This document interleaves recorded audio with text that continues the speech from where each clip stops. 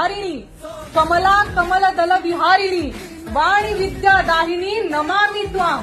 मतलब जब भारत माता का भी वर्णन हुआ तो तुम्ही दुर्गा दश प्रहरण धारिणी, वो दशभुजा देवी का अवतार बनाया। जब दशभुजा देवी ने अवतार लिया था तो वो कैसी हुई थी? उन्होंने बोला था कि अहंग दुर्गी अहंग राष्ट्री, मतलब मैं दुर्गा हूँ और मैं एक राष्ट्र हूँ। और मेरा राष्ट्र का सामर्थ्य कैसे बनता है?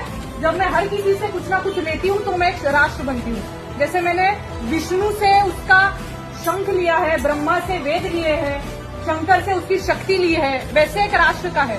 जब हम भारत माता को कुछ देते हैं तो वो एक राष्ट्र बनती है। इसलिए कि हमको अभी ये समझना पड़ेगा कि जहाँ धार्मिक एकत्रीकरण होता है वहाँ राष्ट्रीय जागरण करना भी उतना ही आवश्यक है।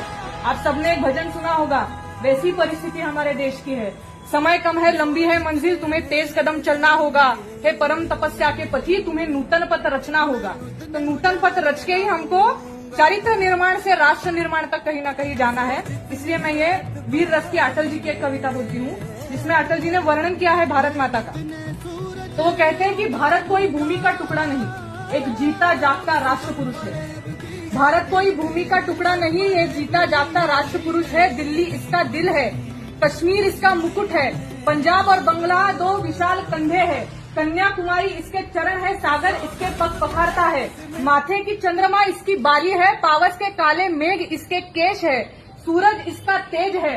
ये वंदन की धरती है, अभिनंदन की धरती है, ये अर्पण की भूमि है, ये तर्पण की भूमि है। इसकी नदी नदी हमारे लिए गंगा है, इसका कंकड़ कंकड़ हमारे लिए शंकर है।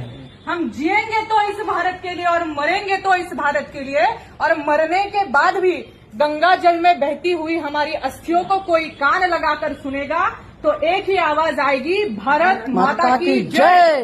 भारत माता की जय।